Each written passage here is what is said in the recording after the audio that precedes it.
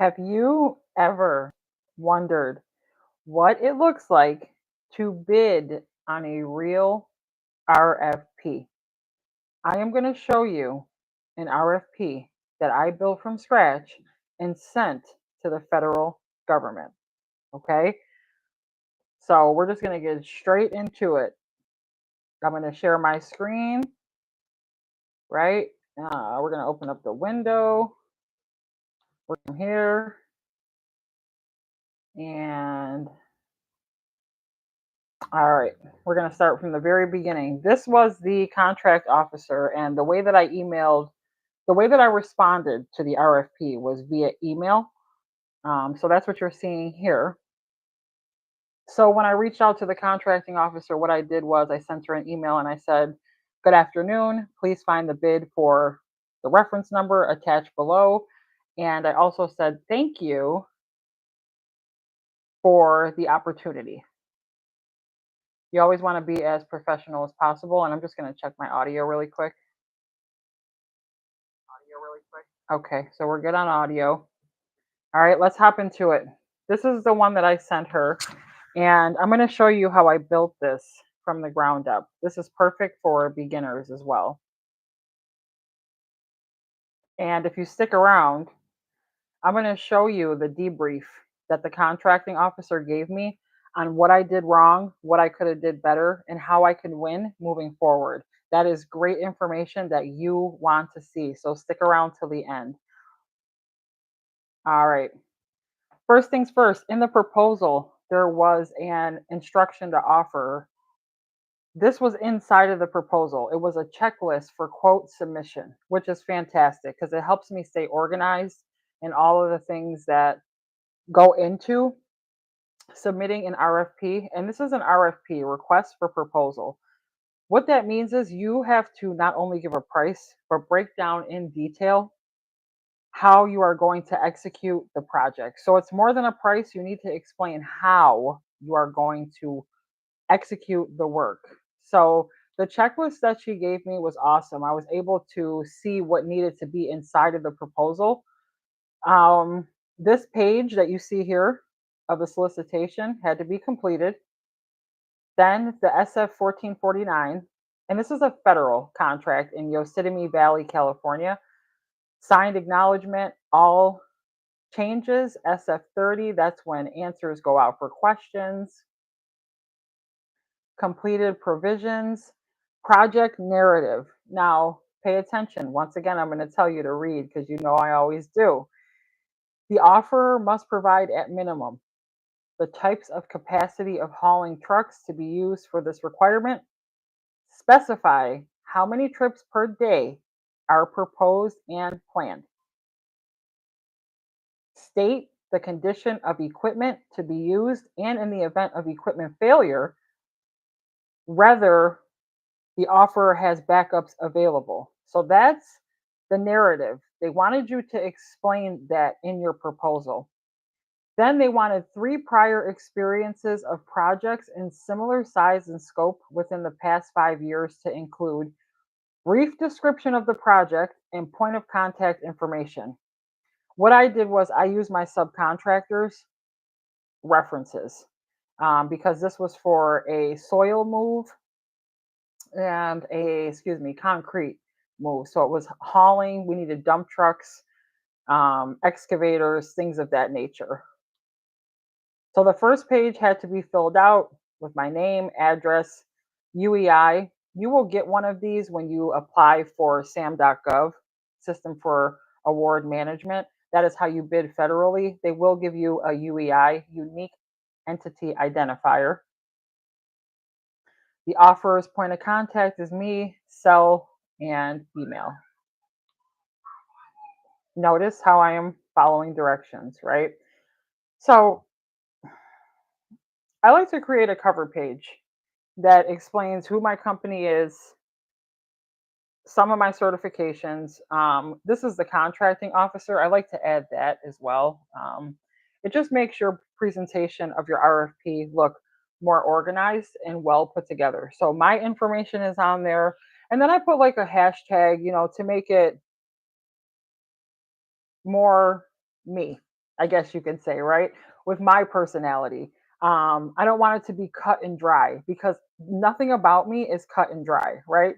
So I want my proposals to be me. And by putting this tag here, we handle the heavy lifting so you don't have to. It's just like a way to say, hey, we have this contract under control. We want you to know that. Let's get it. You know what I mean? So I put that there just to show my side of who I am and my personality within the government contracting space. Um, and then inside, I put a Bobcat here, and then I put my cage code, NAICS code of the project 484-220, and this is my motor carrier number in the logistics industry. So that is my cover page, and I made this using Canva. Canva has free templates that you can use to make cover pages, and it is very helpful. Certifications are in the corner. This is all things a contracting officer is going to see um, on their end. So I want to see if I can zoom this out a little bit. I can't. So I also did a company overview explaining to the government what I specialize in. And this is very detail specific for this contract. It was 250 cubic yards of soil and 120 cubic yards of concrete that had to be hauled from one location to another inside of Yosemite Valley. Right. So I did a company overview. I put my picture there because a lot of things that we're doing in the government space, they cannot see your face. Right. So in your company overview, you want to put a picture of your face.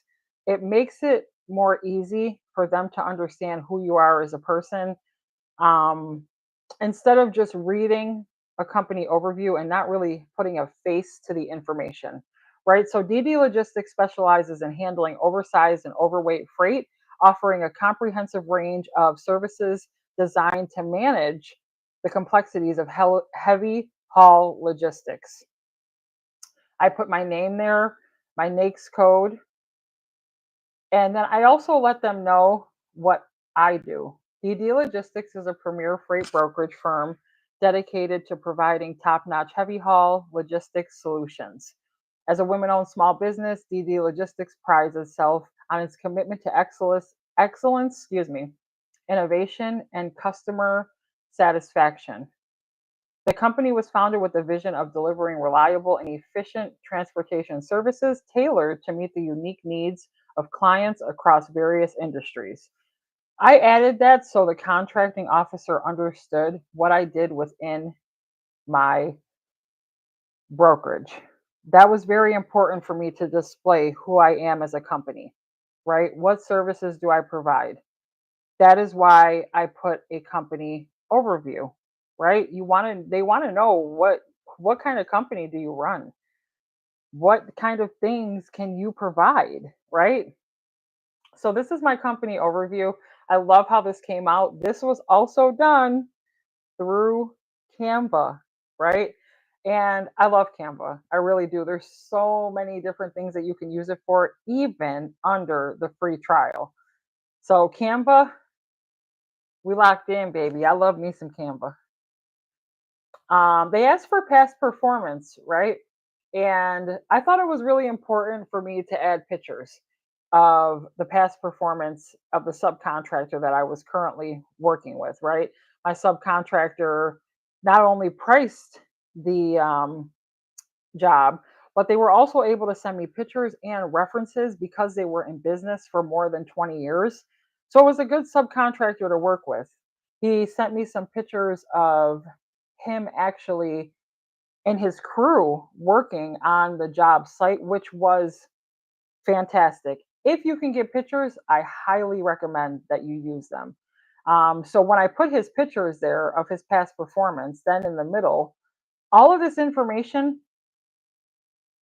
that you see here is from my subcontractor. This past performance is not for me. I reached out to my subcontractor and I said, please send me references of a job that is in length or close to what we are currently getting ready to work on. So the contracting officer would call these references And that's where I got all of this information from. Hinkle Construction, JMT Construction, Dennis Equipment. She asked for three. That is what you see here for past performance. Whatever the contracting officer is asking for, you need to provide it. Okay, they are asking for that information for a reason. If this information would not have been put in the contract, it would have been deemed non-responsive and she would have just looked over my contract and moved on to the next, right? And we don't want that. We want to follow directions, read, and be clear on what we are providing the government. Here are some more pictures. I like this picture was perfect because this is the kind of work that we were going to do on site. It was 120 cubic yards of concrete, and this was his previous performance. So he had already dealt with a project of the same scope and work. So I love that he sent me that. And we talked about that in the conversation too. Be open with your subcontractor, don't lie. Equipment to perform. They asked for a certain amount of equipment, right, that they wanted on site. Yosemite Valley is very specific to the amount of noise, the amount of equipment we were using, how heavy that equipment was, how much space it was taking up. So we had to have a certain amount of equipment on site, right? So I asked him for some pictures. We could not use, I believe it was tandem dump trucks that we couldn't use, but he had a whole fleet of trucks and dump trucks that he sent me. Now, if you own a dump truck company, this would have been a perfect contract for you in the transportation industry, right? You could have bidded on this, used your own fleet, used your own past performance, added a margin, and won this contract if you were in the Yosemite Valley area and you were familiar with that park, you had the fleet, you had the past performance. As a transportation company, you could have easily won this contract as a dump truck company.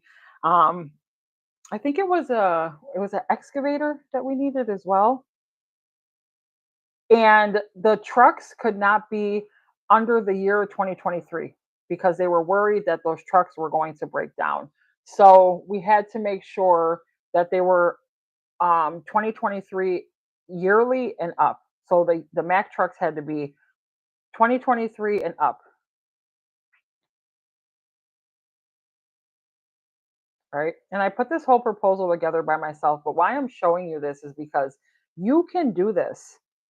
You are capable of putting a proposal together, sending it to the federal government, and moving forward for the win, right? And even if you don't get the win, you're going to get a debrief like I did. I'm going to show you at the end of this live the debrief that she gave me that helped me to propel forward in my career to understand what I did wrong.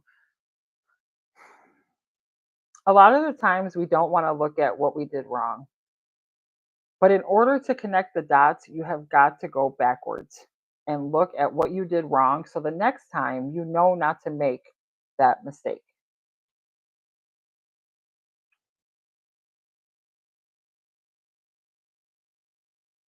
This is a change in the solicitation. What happened was this is an amendment of solicitation and modification. There was a change made. The deadline from the time that the deadline was made was extended an extra 7 days. So the contracting officer had to put out a document that states um, that there was a change that was made. That's why these two boxes are checked. The above numbered solicitation is changed and set forth in item 14. The hour and the date specified for the receipt of offers is extended. So that's why that went out. She had to make a change and it had to be documented. And that came right to my email. In this document, they're looking for the description of why it changed. So you need to put here that you understand why this change was implemented. The purpose of this amendment is to answer questions received and to extend the solicitation period from 6:10 to 6:14 at 5 o'clock Pacific time, right? So you have to understand that. Your name should go there, the date, and you're all set to go. So we're going to move on. This is the SF 1449, and a lot of federal, um, babe, babe, can you bring me my water in the freezer? Um, this is the SF. Can you bring me my water in the freezer? This is the SF 1449, and you're going to need this. A majority of your federal documents are going to have this, and you're going to want to make sure that you fill it out correctly. Thank you.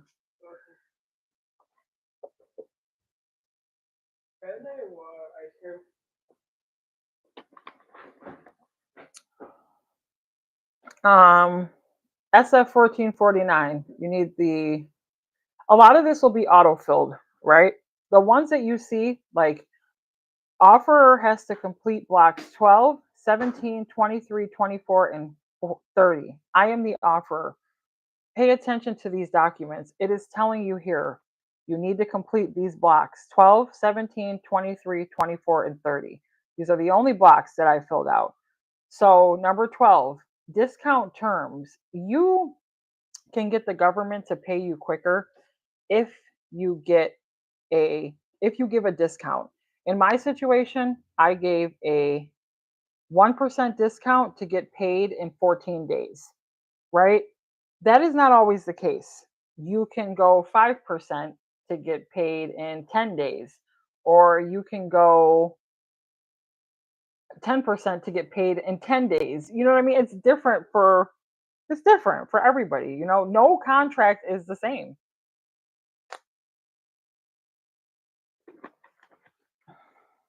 Um, so 12 was the block that had to be completed. 17 as well, right here. They wanted the cage code.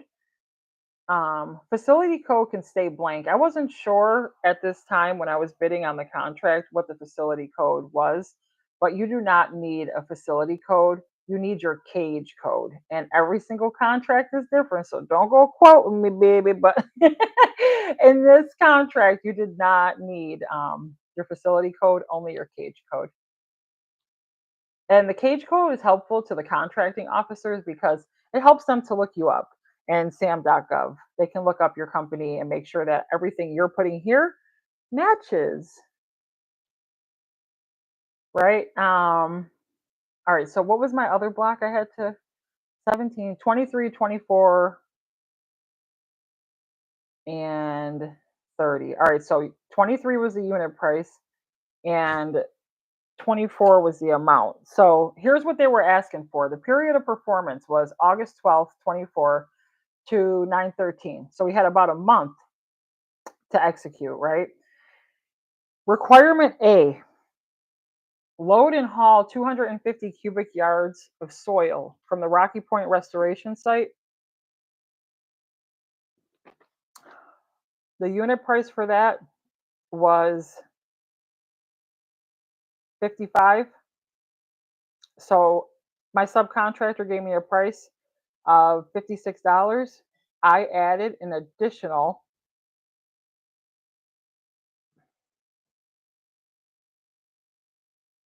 I'm going to pull up my calculator really quick, sorry.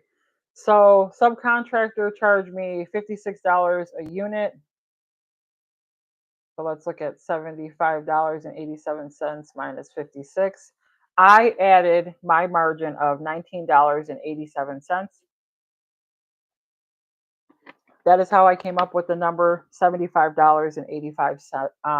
$75.87.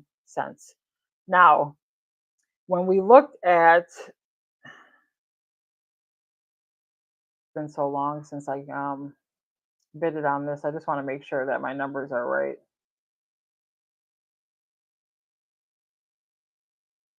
Right, so we did that, and then okay, 75, 18, 9, 6, 7, 50. All right, So the profit margin that I added on this 250 cubic yards, 75 minus,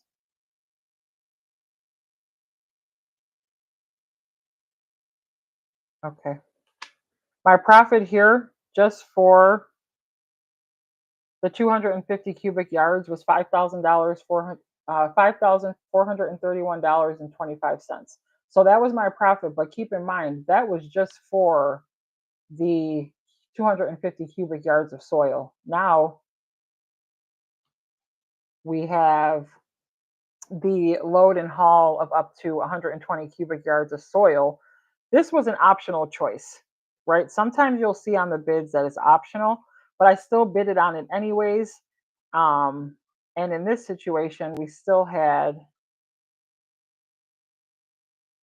75.87. Oh, I missed my stylus. I had a stylus and it broke. Right? So, okay, $9,104.40, and I bidded 14,534.65. So we're gonna look at 14,000.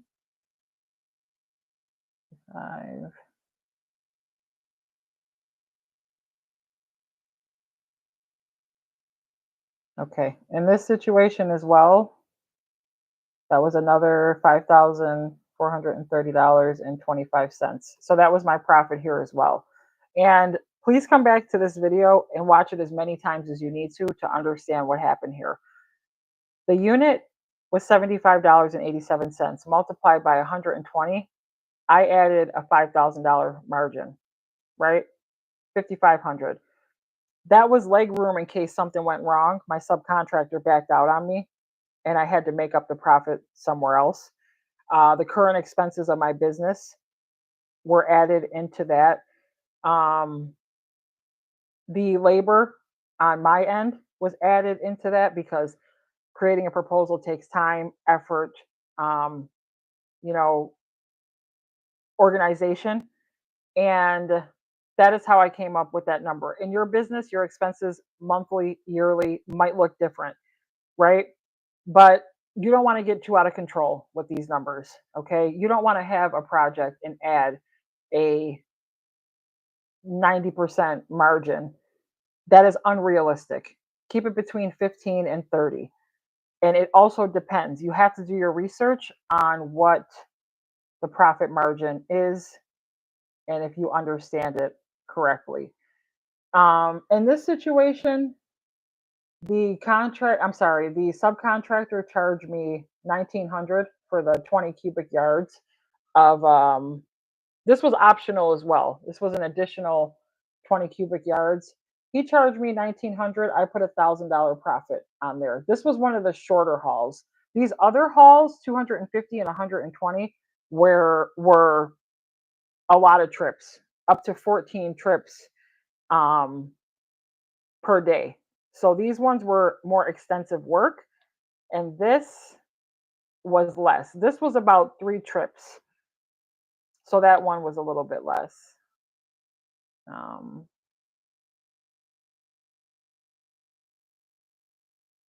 there was also something else. Oh, and block number 30, right?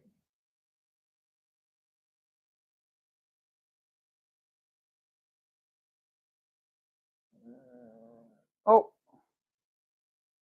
sorry. These are numbers here. This was an additional, this was optional as well. And then this was our total. Offers must submit a detailed price schedule in the format of their choice with their quote, which must include the pricing factors listed below.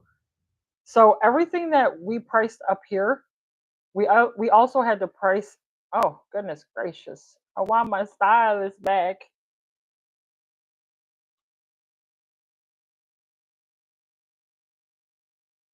Everything we quoted here on this schedule, we also had to quote down here. They wanted us to use this format. And in some way, it made it easier for the contracting officer to read. That's why she put this document in here. This quote pricing sheet is intended to provide a basis for price reasonableness, realism, and balance. So when you play it with these bids, you'll have to keep it real. It says right here, you have to be reasonable. You have to be real, and there has to be balance. All right. Don't come in here. Don't come in here with that mess. That's what this is telling you. Don't come in here with the nonsense. Okay. She's explaining to you, the contracting officer, be real. Okay. Be reasonable and balanced or get out. Okay. Like the umpire says in my daughter's softball games, see ya. Wouldn't want to be ya. The girls be so mad. Like, he doesn't have to say it like that. But you need to read, okay? She's telling you right here, keep it 100. All right, so all the information that was above is the same information that's here. Unit price total, unit price total. But if you look, this one was optional. So at some point, they needed pricing for an optional 120 cubic yards too, because you never know. They could have had to add an additional, or they could have had some extra that was laying around. So they asked for an optional choice. And same thing with the 20 cubic yards of material. So because this second choice was optional, I went down $5 and kind of made it like a discount for them, because it's about what you can provide, right? It's about the solutions. And when you're looking at something that's optional, they're looking at that price as well, because they want to know, if we had to add more, what would you charge us? We don't want to have to renegotiate and open a contract when we can just have you give us an optional price or an overtime price or an emergency price. Right. So these are my FAR regulations. And in the beginning, she asked me to add this covered telecommunications. This is a security, um, reasonable inquiry. All of this is in your sam.gov. The FAR is the rules and regulations of the federal government, right? There is rules and regulations in everything that we do. And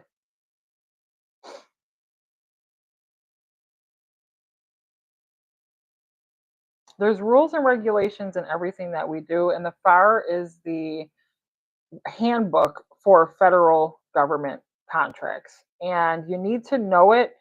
But when you do your research, sam.gov will have you look at a specific, um, they will have you look at a specific FAR that they're requesting. So in the top, she asked for this in the checklist. And all of this is in my sam.gov registration, right? So I just screenshotted it and I added it to my proposal. Covered telecommunications equipment. The offer represents that it does not provide covered telecommunications equipment or services as part of its offered products or services to the government in the performance of any contract, subcontract, or other contractual instrument. And she also wanted to know about, no, that was the end of the provision. So here, now when you're dealing with an RFP, you have to explain how you're going to execute. And this is where people struggle, right? Use ChatGPT, use AI to help you put a proposal together and explain to them. Now, with ChatGPT, it is not always correct. You need to watch how you prompt it. You also need to read it, okay? Because there's some things that you're going to have to change in there. They want to know that in your mind, okay, you understand what they are requesting. How are you going to show up? Are you going to have PPE on? Do you know that this is a drug free workplace? Do you think you're going to smoke on site? No. Do you know that you need to understand that you need to pay for parking? Okay. Every single time you step into this Yosemite Valley Park, all of your equipment had to be clean. They had an exotic plant.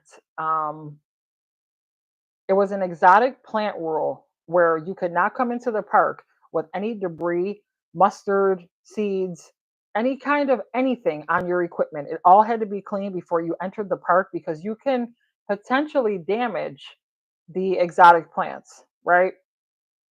These are all things you need to look at and explain to the government that you understand that. Okay? Right here. Requirement understanding. Did ChatGPT help me write this? Mhm. Yeah. Mhm. It did. And some of it had to be rewritten, but I still had to know and understand what they were asking for because I had to prompt ChatGPT to help me. I could not skip this part. They want to know that you understand, right? So DD Logistics, and I'm going to read a little bit of it, is responsible for loading, hauling, and delivering 250 cubic yards of soil from the Rocky Point Restoration Site immediately west Camp 4 and south of Lower Brother in Yosemite Valley to the Upper River staging area. Now, I have to explain to her that a round trip is approximately 6.8 miles. We estimate this to be a 10 to 15-minute drive round trip. We have the experience within Yosemite National Park area to successfully complete this project in a timely manner. I had to do some research. I'm from Buffalo, New York. I am not from the Yosemite Valley area, and I have never visited either. It was up to me to do the research to understand what is going on in that area so that um, the things that are happening in that area, I understand, right? You're not going to come to Buffalo, New York in the middle of December in shorts, right? You're going to do your research first. There's things that I know, and I'm not going to step outside of that door in December with shorts on, right? Because you need to know what's going on in that area, right? You're not going to show up to Miami, Florida in a full on sweatsuit, hat, Timberland boots, ready to party because you know you've done your research. Well, hopefully you did that in the middle of July in Miami it's going to be 90 degrees. We hoping that you don't show up in a sweatsuit and Tims, but you need to do your research, right? You know you're going to party. You're not going to show up fully suited in a sweatsuit. And if you do, you're probably from New York City. You're probably from New York City, so cut it short. All right, so we estimate. Oh, wait, I lost my space. We maintain an active CUA, which will authorize us to visit a commercial team inside Yosemite Valley Park. A lot of things that you see me putting in here were in the contract, right? The types of equipment used to perform the work will be one Super 10 loader. They wanted to know what kind of equipment we were going to use and how we were going to execute. Like I had to explain that. Utilizing one end dump truck that can hold 18 to 20 cubic yards per load. 250 cubic yards of soil will take 18 to 20 trips. Like this is a breakdown, all right, of how you're going to go in here and execute. You cannot skip this part when it comes to an RFP. An RFQ is a request for quote. That's just straight price. RFP, you need to explain yourself. Our team understands equipment. Oh, here it is. Our team understands equipment exhibiting any dirt or other material attached to frame, tires, wheels, or other parts shall be thoroughly cleaned by us before entering the park.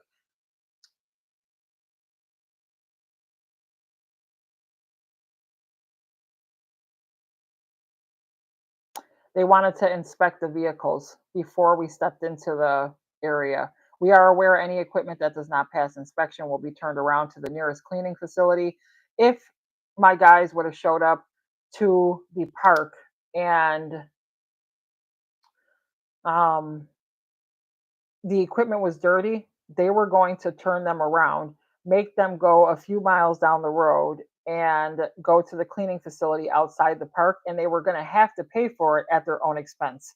So that pricing that you saw, I had to think of that. Like, okay, if these guys show up and they got dirt all over their equipment, they're going to have to turn around and they're going to have to go down to the cleaning facility, clean the trucks at their own expense. But guess what? They're still going to invoice me for that. They're still going to find some way. Anything that can go wrong will go wrong. That's Murphy's law, and it is what it is, right? So I put those funds in there as a just in case, because you don't know.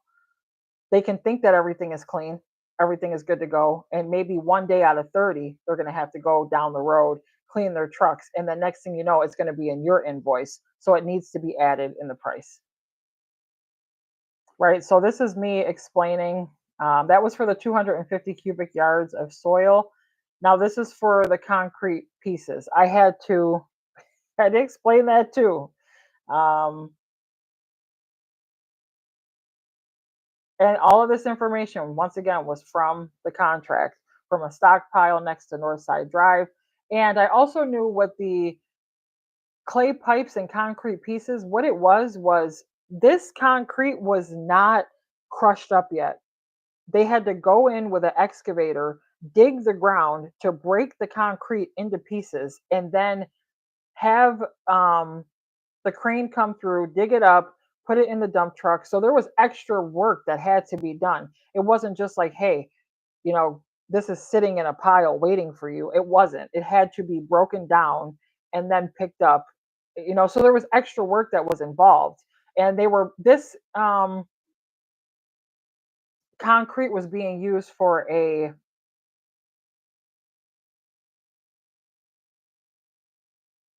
parking lot. Okay. You want to know why they're ordering what they're ordering. Then you can kind of explain better, what they're utilizing it for. You have a better understanding if you know what the concrete pieces or the soil are being used for. I didn't know what the soil was being used for. Probably some, restoration project, seeing that it was being moved from one place to another, but I really didn't know what the soil was being used for. But I did with the concrete pieces.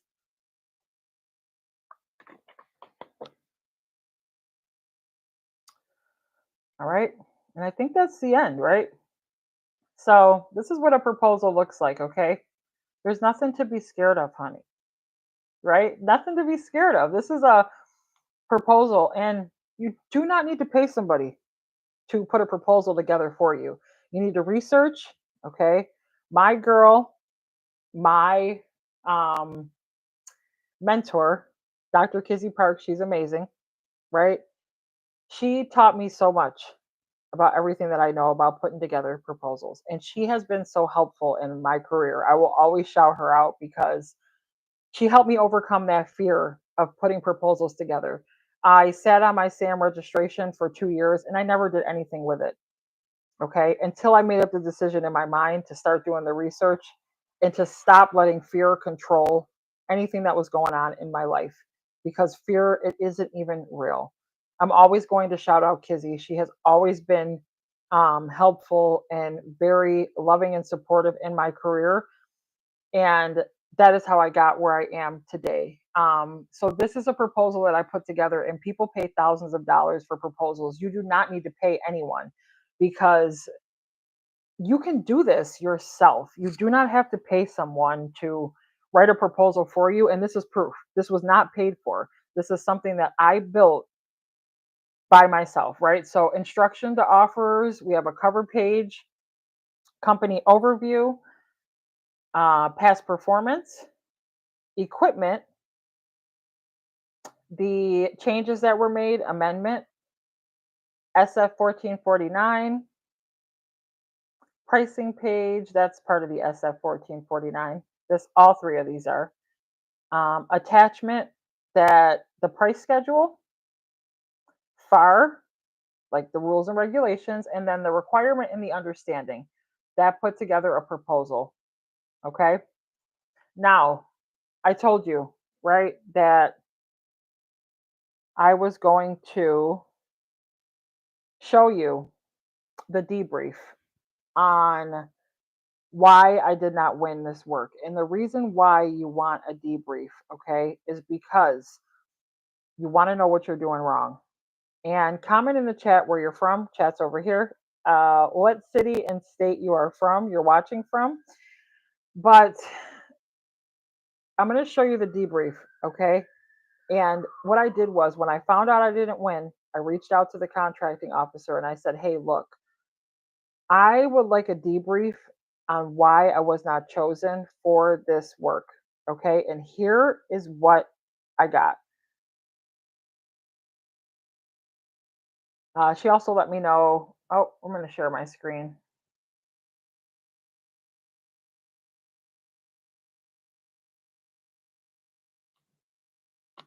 All right, so here's what I got when I asked for the debrief. She also let me know.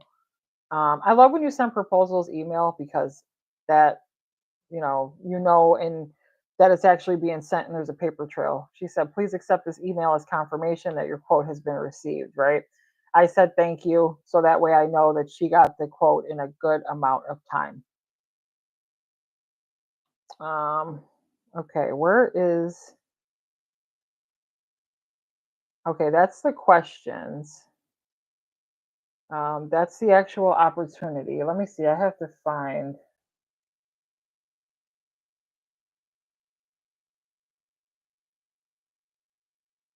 Okay, here it is. Now, I asked her for a debrief, okay, and she was very nice about giving it to me in a very formatted, structured, respectful way. So she responds, I asked her, I would like feedback to get better. I'm sorry.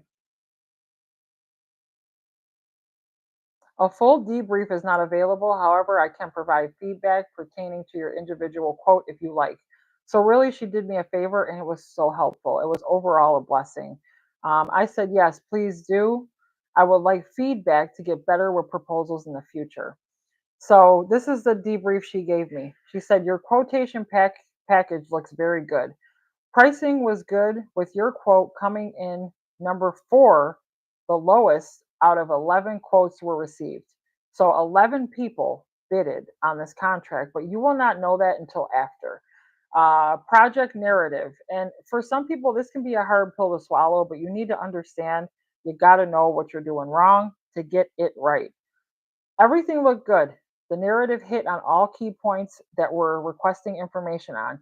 Let me know that I'm paying attention. My only suggestion would be to minimize the amount of exact language from the statement of work in the narrative as it detracts from focusing on your particular capabilities and plan of actions. I use too many words from the contract, maybe a little bit too much copy and pasting going on. So in the future, she let me know that I need to kind of not do that, right? Past performance. There can be improvement in the past performance section. It looks like DD Logistics is the prime, which is me. However, the references don't reflect a prime subcontractor relationship. For example, was Hinkle Construction the subcontractor or the customer? I'm guessing that they were the subcontractor. The references should reflect the customer so that we can contact them to see how satisfied they were with the services performed. That is fantastic information. To make this section stronger, I would recommend setting your references up to reflect exact period of performance, company name, point of contact, brief description of the project, dollar amount, and the subcontractor. This is all things that I needed to know so I could stop making these mistakes. I would also suggest that if you're using the subcontractor's past performance, including the prime's past performance as well, perhaps including it with the company overview so that it further demonstrates your capabilities as a contractor, right? Arrangement of the package. What she was saying was where the documents were organized. I suggest keeping all the government forms together, then all the information after. The photos of the equipment would have been better placed after the narrative. At first, I thought that the photos were the extent of the equipment description until I read further into the package. Keeping everything in sections demonstrates stronger organizational skills as a prime contractor. Be sure to sign all forms or have an electronic signature, such as Adobe Signature, which is why I really love using Adobe. A lot of people like to use PDF filler. I'm just not a fan. Um, Rather than a generic printed out signature that anyone can type. It looks like the SF 1449 signature block is blank. These are all great things to point out. Overall, I thought your package was well put together and it was competitive with lower quotes received. I wish to thank you for submitting a quote for this project, and I hope that you will consider us for future opportunities. Please feel free to contact me if you would like to discuss these topics further. This is a phenomenal debrief. To me, this is a win because she took the time out to let me know how I can get better in the future. You have to think like an entrepreneur. Every single loss is not a loss. The L's, okay, the L's, all right, are not losses, they are lessons because she broke down what I did wrong, okay? And sometimes when someone is telling you or showing you what you did wrong, that is not always a bad thing, right? It is really, it's a blessing in disguise if you think about it because she took the time out to let me know what I did wrong. And now in the future, I can move forward, right? Um, that is how you put a proposal together. It is very important that I show you that because you can accomplish this, right? With the proper research, someone who can help you, who knows what they're doing, reading contracts, putting the proposal together. I will show you more of my proposals. Okay. I will focus on ones that I won and focus on ones that I've lost. I will also share more debriefs with you, right? But in the meantime, whatever you are thinking, whatever you are thinking, that is good, right? You need to think bigger, bigger, bigger. That's what I need you to do. If you're thinking things that are good, think bigger. It is okay to start small and work your way up in government contracting. That is what a lot of people do. If you need my support, please reach out to me. If you're on a replay, hashtag replay in the comments section. Please like, subscribe, and follow.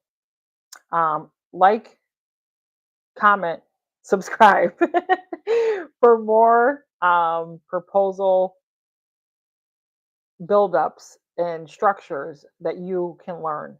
It is also very important to understand you should not be bidding on everything, right? You're going to want to grab my bid decision checklist. The link is in my bio. Okay, that will help you to pick out contracts that are easy to win and easy for you to understand. All right, whatever you are thinking, think bigger. And I will see you tomorrow night at the exact same time. If you have questions, put them in the chat. Chat's over here. If you have questions, put them in the chat. I will answer them. Okay. Comment on my YouTube shorts. I will answer them as well. I'm very active on YouTube. So if you are thinking something, please comment and I will respond. Whatever you are thinking, that is good. Think bigger. Good night.